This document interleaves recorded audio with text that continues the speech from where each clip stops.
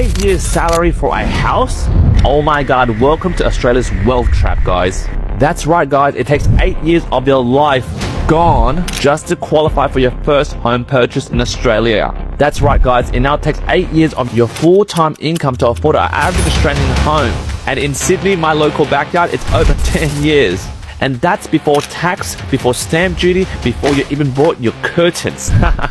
Welcome to Australia, guys, where average house in Australia will cost your youth, and the mobs in Canberra, they don't give a F. So in this episode of That Property Roast, we're going to break down the AHURI report, which stands for the Australian Housing and Urban Research Institute. And this report shows that Aussie homes now cost 8 times your salary, and what that actually means for renters, first home buyers, and smart investors like yourself. We'll also talk about the real drivers behind this affordability illusion, why wages are fake progress, and what investors need to know about this crisis at the moment, and also how to use this chaos to your advantage without being a parasite. Because guys, this just ain't a headline, it's a roadmap to class division. So if you're ready for this video, let's unpack it. Firstly, guys, the numbers don't lie. They don't tell the whole truth either. According to the AHURI report, Sydney's average house price is $1.12 million. And according to the pool of income that they've averaged, it will take 10.2 years of your salary just to be able to afford to buy that property. Now, in Melbourne, the average house price is $875,000. The report says it takes 9.1 years of your salary to save up for that deposit to get into that pocket. So basically, guys, just to wind back what I just said, so you understand what the report says, it means it takes that X amount of years to save that much to get that average house price in that state. Now in Brisbane, guys, the average house price is $800,000. It will take 8.5 years of your income or your combined income of your spouse to save up for that deposit. Now again, guys, this report is about a 20% deposit, and I know a lot of you out there be like, hey Q, we can use a 5% deposit, we can use a 10% deposit, or we can go under the first home guarantee scheme and apply for 95% with no mortgage insurance. I know that, but this report is a strong indication of how unaffordably is affecting Australia's housing market. And you know what, for those who go, oh yeah, I can go on the scheme, well what if you're earning over $125,000 as a single applicant? Or what if you're earning over $200,000 as a combined applicant? You don't qualify for the goddamn scheme. And also, what if you're not a first home buyer anymore? Maybe you bought a property like 8 years ago for your dad because he couldn't afford the property and he put you on title. Sucked in. So this report is very relevant if you're sitting back crossing your arms and go, I don't agree with what you're saying, Q.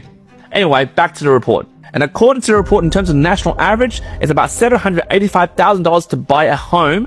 And from that report, it will take an average of 8 years of saving just to get into that market at 20% deposit. Now, to quote AHRI lead researcher, they say, quote, this is the highest affordability pressure in a generation.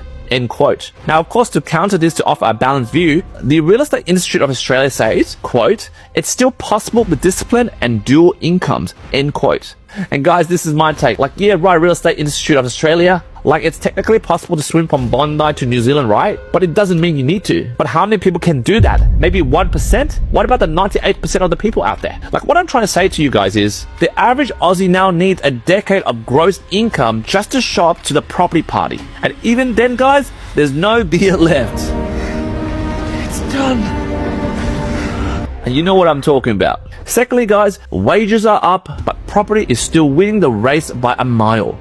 What I mean by that is wages grew by 4.1% last year. Like, this is the highest since 2009. But property, in 2021 alone, national home values rose by 25%. And even with the 2022 dip, we're now right back at record highs in 2025 according to CoreLogic RP data. Because according to them, the head researcher, they said, quote, property prices rebound faster than expected post rate hikes, end quote. But to offer more reassurance for those that are like, oh my god, I can't get into the market at the moment, according to the Australian Chamber of Commerce, they say, quote, higher wages are improving borrowing capacity slowly, end quote. So guys, this is my opinion. It's like giving a three-legged dog a Red Bull and expecting it to outrun a Ferrari. Like, what I'm trying to say is wages aren't catching up, guys. And that's the real issue, and that's screwing up a lot of young Aussies' property ownership dreams. Thirdly, guys, it's not just demand, it's a rigged supply system. Because this is the real structural truth. Right now in 2025 and also in the next 3 years up to 2028, there will be a chronic undersupply. According to NHFIC, which if I have a look at what they stand for, which stands for, I have to look away, the National Housing Finance and Investment Corporation, what a mouthful.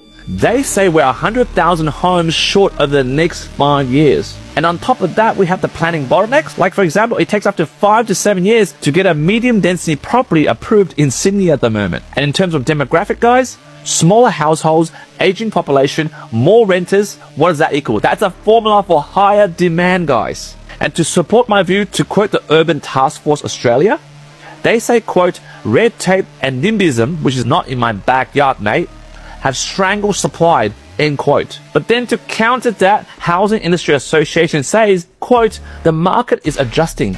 Give it time, end quote. Well, you know, Housing Industry Association? No. Like, a lot of my clients I've been working with, they've been waiting since 2008. Like, what I'm trying to say is, think about it, guys. The system isn't broken. I think the system is working exactly as it's designed, like it's rigged to benefit the rich and the mobs in Canberra. Fourthly, guys, what smart investors like you or my clients should do right now with this data. Like, what I'm talking about right now is, let's stop crying and stop playing the victim card. Like, let's start planning. Like, for example, if it takes 8 years of your salary to buy a home, that only tells us one thing. Housing is no longer an income-based market. It's a wealth-based one. Which means, guys, people with equity, family money, or early-in moves, which means they bought earlier, will keep winning, guys. Oh, thanks, man. Like, this is the evergreen truth. And for those renters and late starters, they need a strategy right now and not just negative emotion like, oh, blame the government, blame this, blame that, oh, blame the whole world except me. Because right now, smart investors like my clients are really tapping into this opportunity scarcity. Because according to Property Investment Professionals of Australia, they say, quote, we're in a structural shortage. Long-term investors will be rewarded, end quote. And amongst that, we always have the bloody oppositions who want to continue the poverty curse in our family. Like, for example, the Greens. Like, one of their spokesmen said, quote, investors are driving up prices and need to be taxed out, end quote. And guys, this boils my blood. This is my savage take. Hating on investors won't fix undersupply. It'll just scare the ones like us and those who are watching this video who actually provide rental stock. And right now, we need builders. We need to encourage builders. We need to encourage the environment of investing into this market. And we don't need these Greens doomsayers mobs, right? Oh, you're propping up the property market. You're speculating, you're gambling on the market. Every party should have more than 2 investment properties. Yeah, whatever, guys. Get lost. And fifthly, guys, these are the tactical moves for millennials and Gen Z investors that are watching this. And these are the tips I'm telling my clients right now. So make sure you write it down. Number 1, guys, let me throw on a checklist over here, guys. Okay, number 1, don't chase cheap. I want you to buy quality scarcity, like close to jobs, a lifestyle, and infrastructure. Number 3, guys, not a financial advice, but this is what most of my clients are doing. Buy duplexes, buy houses with granny flats. Think of any property that you can do co-living strategy, like rooming, housing. And now obviously not too much, because then the council will say, hey, you're doing a boarding house, we're going to slap you with a fine. And also on top of these tips in this checklist, also consider buying in trust structures, so that you can buy more properties with a limited income. Also think about debt recycling, especially for those of you guys or those boomers or those old gens, millennials who have a lot of money in your offset account, or you paid a lot of your money down in your own occupy. Maybe it's time to recycle that debt and make it more tax deductible. Because remember, guys, you need to protect your tax position.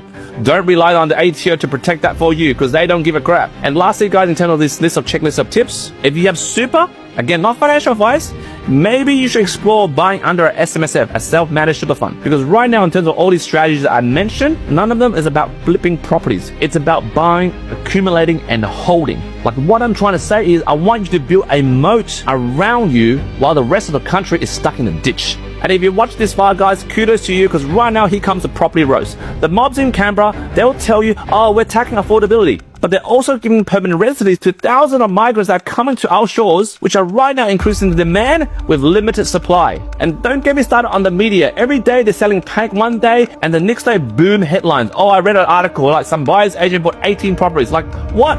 Like 18 properties on what? 45,000 in income? That is BS. So yeah, guys, that's my rant, and this is my closing perspective. Yes, it might take 8 years of income to buy a home, But that doesn't mean you have to wait 8 years to plan your wealth strategy. If there's anything you got out of this video, I actually want you to take action right now. So this is the opportunity that I'm offering you. Either book a 15-minute strategy call or a 60-minute deep dive with me for me to create a holistic lending solution, a game plan that you can take home right now so that you can strategize what deposit I need to get into a property that I can afford right now and not in bloody 8 years. Because remember guys, the more you wait, the more the market is moving south. And you know what? You'll be the one left with your panties on. Tonight, I'm tearing these out with my teeth like an old school cartoon billy goat.